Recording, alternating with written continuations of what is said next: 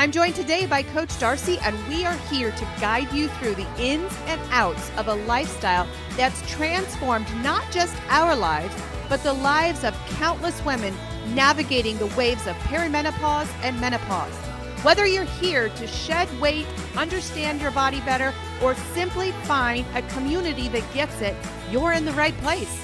So sit back and enjoy the next few minutes as we tackle the hot issues of today.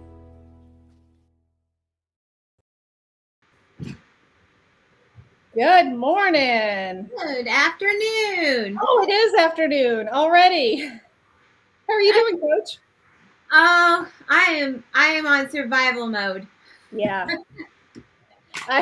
As you can see by the appearance of me, same. In here. Survival mode. It's becoming baseball season for us here. Oh. It's becoming we lost a good friend this last week, and the time change, we got an hour stolen away from us. So but at least the cows can eat more grass. Is that why we do this? I don't know. The farmers, I don't know either. I don't like it. And the only thing I don't mind about this switch is that I know that spring is here. So yes, I can tolerate a little bit of the extra yuck because spring is here and I just went to the store with no coat on. Yeah. So yeah. I'm going to take a moment to share. Hold on. Oh yes, I had to do that. And you're on baby watch. I am on baby watch, and I'm wearing my shirt, Team Boyer. I told my daughter-in-law that I'm going to put it on, and that will just urge things on because now it's official. I'm wearing a shirt. So it didn't work yesterday. So now I had to wash it because in case she goes in today, I have to have my shirt.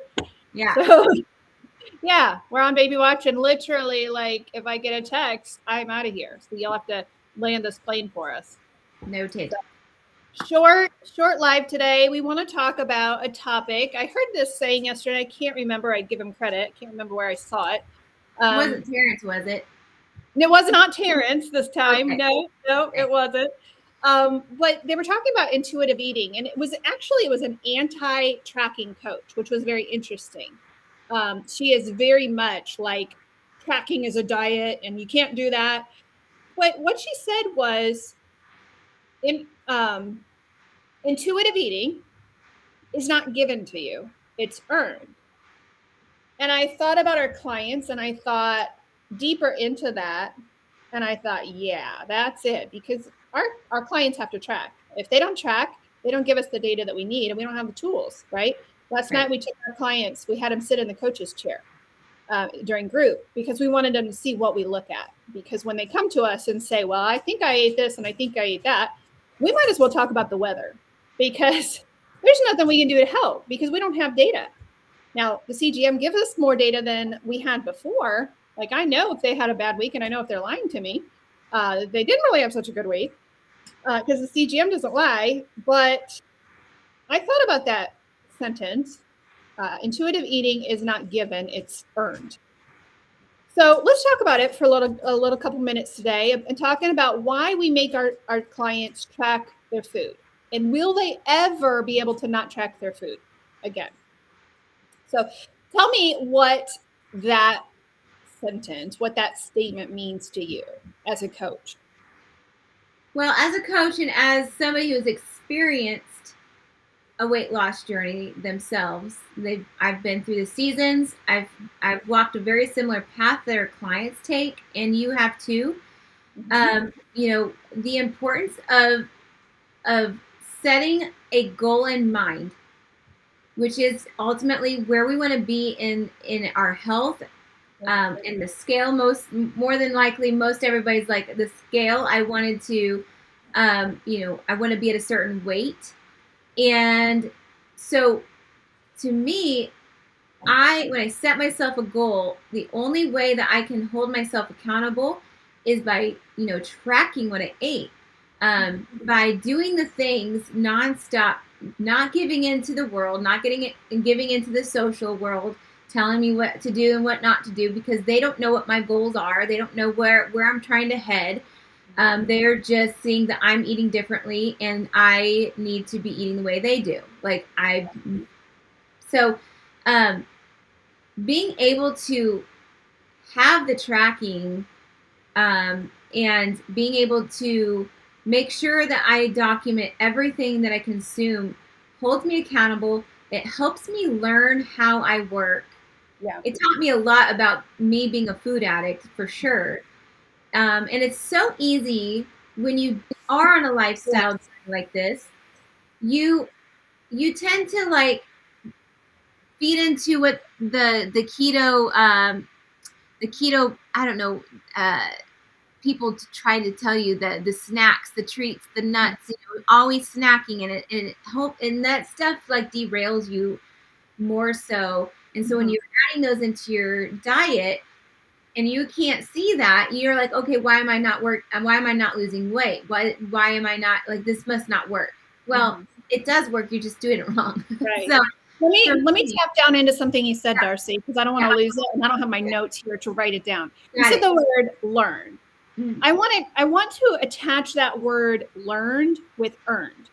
To me, that's what that statement says, because intuitive eating, which means eating as your body feels good, eating enough, being able to walk away from the food.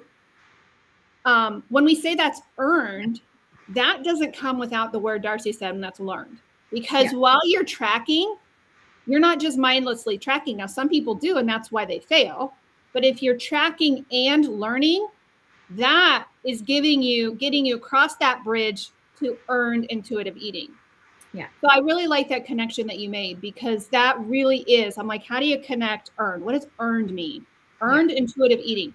That comes from the learning that you do while you track your food, because naturally you're going to say, well, this avocado has 120 calories. It's got 12 carbs. It's got 10 grams of fiber, which means it's 2 net carbs. You are learning that while you are tracking, and you just know.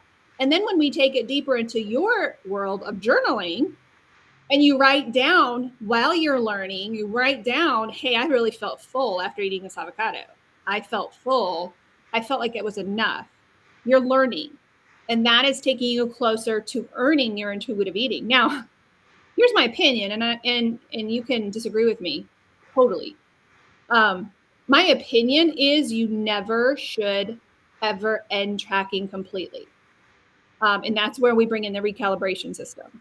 3 months, no tracking, watching that scale. Does it stay within 5 pounds? You're good to go. Track that 4th month to find out how much you're eating. Give yourself that data. And then off another 3 months. That's my opinion, how we should, live our maintenance life. Yeah. But then it goes back to the word learned again. Mm-hmm.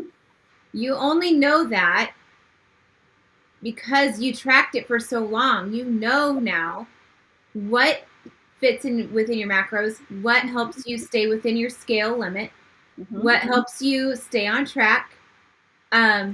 So that word learn is like, you've got to be able to know yourself well enough to know that I'm going to be confident to know that I'm going to stay doing the same stuff that I was doing before. I know that, I can only have half of an avocado with the other things that I eat, not a whole avocado. Or I know that if I don't eat a whole avocado, I'm hungry an hour later. By knowing these things about yourself, that's when you can have that entrance of, dabbling into the non-tracking portion, but you're still tracking. Yeah, exactly. Yeah. So every time, if we have a client who mindlessly tracks just because we tell them, and we have those clients, like, you told me I have to do this, you told me I'd lose weight by doing this, and they don't mindfully do it, and they don't learn as they're putting it in practice better, this is what it's doing, this is how I'm feeling. If they don't put those things out in their journal, they're not really learning it. Right. And then when it comes to, and this is what we see a lot of times in our practice, they stop tracking because they're at a comfortable weight, and then suddenly we've got a whole bunch of weight regain.